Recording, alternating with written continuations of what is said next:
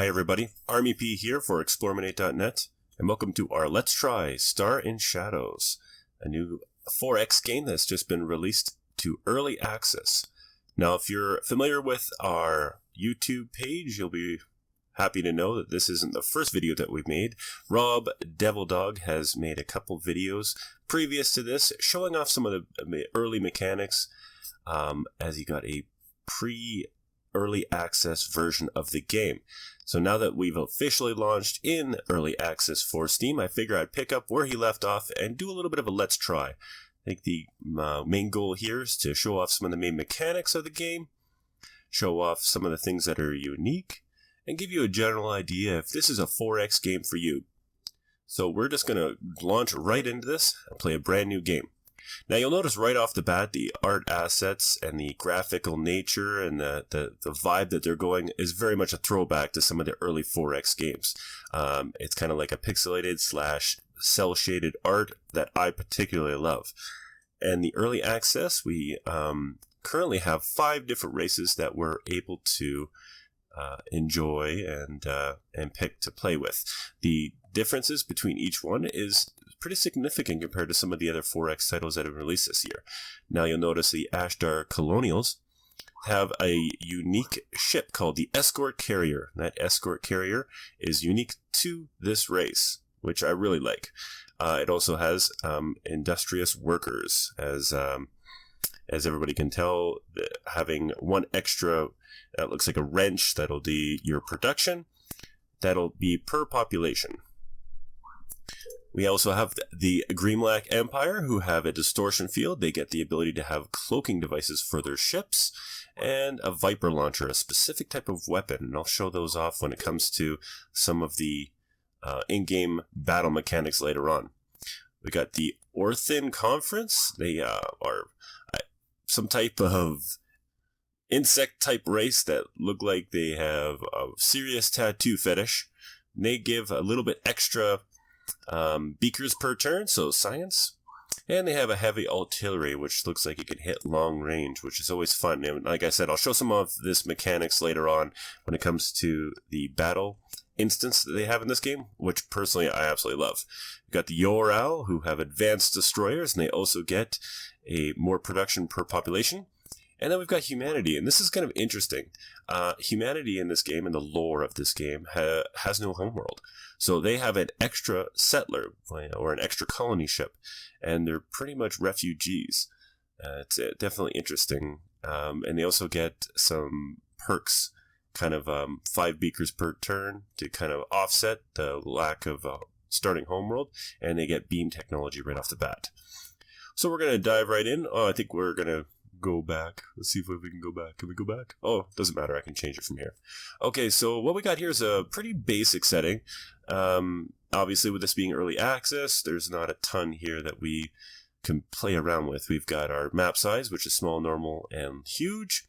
Different star systems. And we're going to be playing with all 5 races. I think that what we're going to do is play on small. I don't know, let's play on normal. Why not?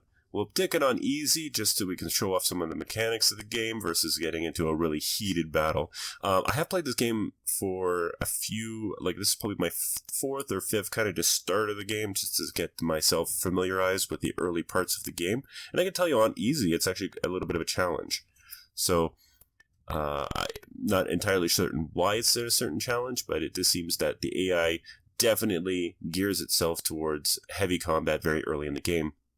Because this game, Stars and Shadows, is very much orientated for battle. It's not heavy on diplomacy. It's not heavy on a cultural type victory. I don't even think that's implemented, tell you the truth. This is a game that's entirely designed around really kick-butt star battles. So that being said, I think I'm going to check the... Who am I going to be? I'm probably going to be... Why not the Ashdar? Yeah, I played with him last time. I really like it. So we got AI player. Looks like everybody's good to go. We've got 4 different AIs to compete against. Myself on easy, normal map, 54-star settings. Let's start this game. All right, what do we got here? Hopefully it's something good. I played a previous game where my surrounding star systems were putrid. aside from my homeworld being decent, I actually ended up having almost nothing in terms of really good planets in the sphere. So you'll see here that I've got my starting fleet. They give you a scout, a colony ship, and a transport. Everything's done kind of on this map. This map seems to be there's not a lot of additional windows in this game, and at first I was a little thrown back by that because I'm used to playing so many 4X titles done by larger publishers that have a ton of different windows and pop-ups and different things like that when it comes to separate areas of the game, be it research or in-game planets, taking a look at different systems. This one here seems to be much like a board game where I can get a lot of my information right off of this screen. So you can see here that I've got my scout, and this circle here shows you the range. And as you increase in tech, you can increase that range and visit different star systems. So I'm going to take that scout ship, and we're going to head to this unexplored orange star. Additionally, I have a transport. I'm going to be doing the exact same thing. I think I'll be going down this way. Now, I really like the way that they did the transports in this game. What they decided to do was if your transport is not doing something in particular, like let's say moving colonists or moving troops to go and engage in battle, they're kind of, you can dismiss them into this giant pool. And in that giant pool, they will transport food from your planets that have little, from planets that have an abundance of it, and will also generate income. In terms of your star map, which I personally think I love that system. I took a little bit of getting used to at first because I was like, what are my transports doing? Or how do I pull them out of the pool? But it ends up being very efficient because it's a lot of times when you play a game where you're forced to build a transport where its only goal is to transport from A to B, you either build them and they sit and do nothing for multiple turns, or they're just a one-time use. You transport civilians or transport troops, and then they just simply disappear. I like this because it kind of it's efficient. I really like it. Okay, let's look at our basic map here. On the upper left-hand corner, we have our generated gold per turn. It also shows us our production per turn, and that's kind of on a planetary. I'm obviously talking about my main planet. How much food, empire-wise, I'm consuming. I've got 1+1. Now, this is called metal, and it's a different resource that you have to build and maintain. I really like it because it forces you to think about the type of planets that you have and the type of planets that you want. So how it works is, if you have, let's say, you want to build a massive ship, a carrier or an escort or anything, what it'll do is it'll tell you how many turns that it needs to build on the specific planet or on the specific spaceport, dependent on your production level, how many production you're doing per turn on that planet. But you actually also need a certain number of, they call it metal. So you need a certain pool of metal to make that, and also the number of turns it takes for your production. So when you come into your planet, we're just going to zoom into our home planet here. You'll see in the upper right-hand corner that I've got some farms, a factory, which makes my production levels, and then I've got a mine. So it actually will start producing, and all the planets together will pool into this giant conglomerate of stock pool of your metals that different planets can all draw upon. So if you find a planet that has really rich in, let's say, metals or production, you might want to specialize by splitting up their factories and your mining. Or you might want to make a complete 100% mining colony where all it does is produce huge amounts of mined material like metals that you're going to need. But help you if you ever lose that thing. Gosh. So I really like that mechanic. So when it comes to, this is your basic screen. You can see in the planetary report, by clicking onto any planet, you can be able to manage all of your different planets in your left-hand side. In the middle, it shows us the type of planet that we've got. We've got a garden. We've got medium size, normal minerals, fertility's high. And then we've got a type of population that we have here. So what we got is my native population, and we can because we have an available transport, we can transport colonists. And I'm going, I got 6 million inhabitants, and I got 150,000 per turn. Now, that being said, I think what we're going to do is you'll see in the upper right-hand corner where I showed you where the farms, factories, and mines are, we've got 3 improvement slots, which we can use to improve our current planet. I'm probably going to build a farm just because I want to have I don't know what kind of planet I'm going to be settling first, but I want to have the ability to transport food to it just in case it's a really excellent production type planet. In here in the center screen, we can kind of see that we've got different options that we can go with. We've got our factory, of course, which is going to increase our production per turn. We've got a mine, which we already have referred to about building metal. We've got a lab, which increases our beakers per turn. And you'll also notice here, as we're going to go down to the second column, that we can colonize within our solar system without having to build a colony ship, which I always liked. It was an option. It was a deal that I saw for the very first time implemented in Endless Space 1. I always liked it because it made sense to me that I wouldn't have to build a colony ship if I was going within sector, if I've got a transport that does the same thing. So I like that. What we got here is tanks, which are the ground unit of the entire game. Everything's built around tanks, and then as they upgrade, a transport ship and a troop ship are essentially the same thing, but when you build a troop ship, it comes with 1 tank already installed on it. So that's the idea there. We got our light cruisers, and this is kind of going down to the third column. We got our light cruisers, scout cruisers, colony ships, our destroyer, and we've got an outpost where we can outpost those on uninhabitable worlds. Kind of like a basic rundown, so we're just going to see how we go here. Now, I have been criticized in the past when I do these Let's Tries of using my colony ship to scout different worlds. Sorry, gentlemen, I won't be doing that. I'll be using the transport, and I'll be using the scout ship to kind of see what available planets I have. And then my colony ship will go there and colonize. So what do we got here? We've got our research checks. What happens is every one of these different races has, it starts with a certain amount of research already attributed to us. And so every race has something a little bit different, so you won't have to go through and do it twice, right? Every time you play with a different race, they'll have something in terms of starting advancements already completed. So for this case, I'm going to, it looks like 45 turns. That is intense. I'm probably going to build, I really like missiles in this game, having played with a little bit so far. So I'm probably going to build or set my research to guidance systems right off the bat. Now you will see and notice that this game is very heavy on combat. It's because it's the way it's been designed, and I think it does really well. And hopefully when we'll get further into this Let's Try, you'll be able to see just why combat is so fun. And you'll notice that the tech tree certainly gears towards that kind of battle system. You'll notice that there's a lot of upgrades to your ships in the tech tree. All right, a pirate attack. A group of armed vessels is approaching. The lead ship sends a message. This star system is claimed by Death's Head. Your presence will no longer be tolerated and prepare to be destroyed. Well, that's interesting. Okay, what are we going to do here? Well, dismiss it. I think what we're going to do is just auto-retreat. We don't want to be involved in that. I've noticed every time that I play one of these games, in particular when it comes to Stars and Shadows, that I always end up having some type of pirate race within my initial scope and my range. So hopefully it doesn't.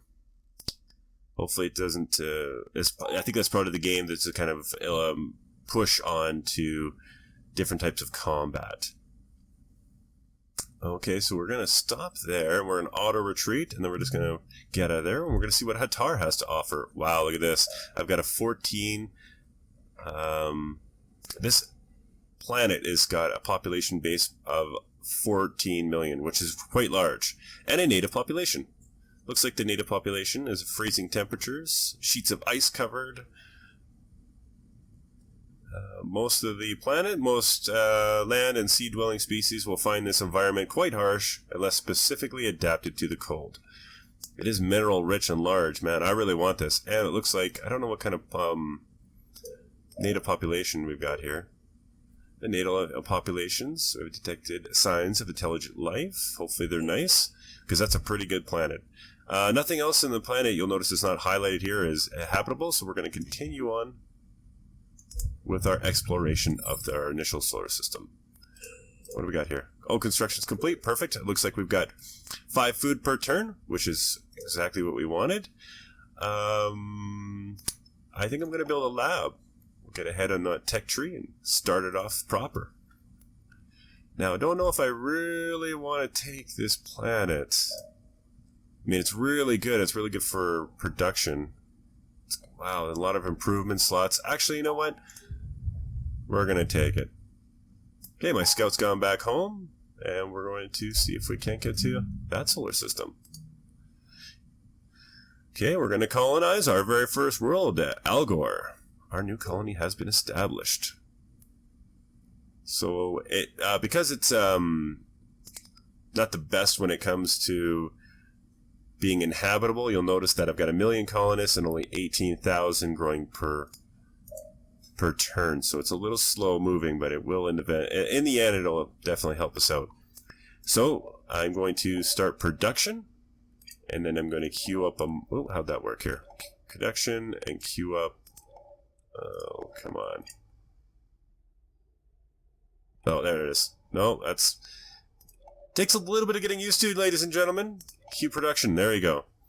So I'm going to queue those 2 things up. It's going to be a heavily producing planet. Okay, what do we got here?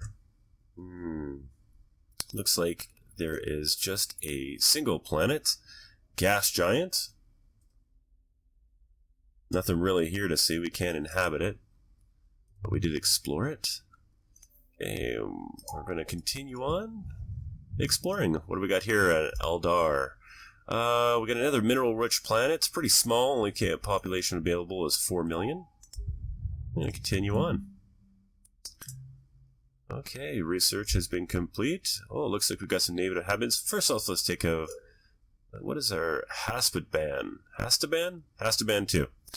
Okay, so we're going to see what we've got here. It looks like we built our beakers per turn, which is exactly what we wanted. Okay, so what are we going to do for population next, I wonder? Let's take a look. I think I'm going to build another colony ship. Yep, I sure am. Okay, so we got some native population here on Cyrus. Ooh, look at this planet. Arid, 14-hour population base at 12 million. Yeah, that's cancel. That's definitely what we grow. That's the kind of planet that we want. So we're already building a colony ship, so we're in good shape there. So we got some new technology that we have to change. Unlocks, what do we got here? Small craft, boarding tactics, market theory. Allows you to construct markets. Cargo capacity is increased for ships. That's not too bad. Let's go with anti-missiles. 23 turns. Now, I think we're going to go with zoology because it ends up leading to psychology, so we should be able to interact with some of the AI after doing that. Okay, what have we got here? A little small production planet. Wow. Exactly what I wanted to happen. It looks like we've got a lot of planets that are not very good at, producing tons of population, but they're really good at being mineral rich, which is going to help us when we want to start building big fleets later on.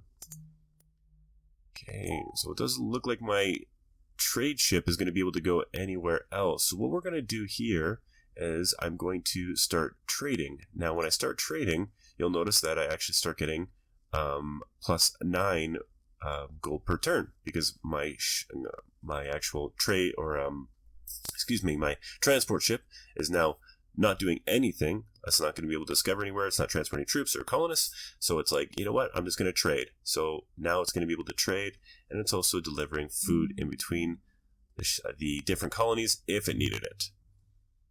Oh, looks like we got yet another. Wow. Another pirate attack. Looks like from the same people. I don't want to declare war on these guys, so I'm just going to auto-retreat again. So we are definitely sandwiched right in between Yarluk and Sargas, which is not the best when it comes to my starting location. Looks like I'm going to be into a battle rather quickly. Okay, and what do we got here? Looks like Oh, we got our research per turn going. Okay, so close range weapons, small crafts, boarding tactics. I think we're gonna go with xenology, the study of extraterrestrial life. I set the research, and there we go. Okay, and how many more turns till my colony ship's being built? 6 turns. Okay, perfect. All right, guys, we're going to probably end it right there. This is kind of the starting of our Let's Try of Stars and Shadows. Kind of started you off by showing you the race that we're going to pick. We're kind of sandwiched between 2 pirates. I'm hoping that we're going to use the next phase, the next Let's Play video, to kind of show off us expanding and the awesome combat system, which is a lot of fun. I really enjoy it. It's definitely a throwback to Master of Orion, the original ones. Okay, everybody, so this has been Army P for eXplorminate.net, and I'll see you next time.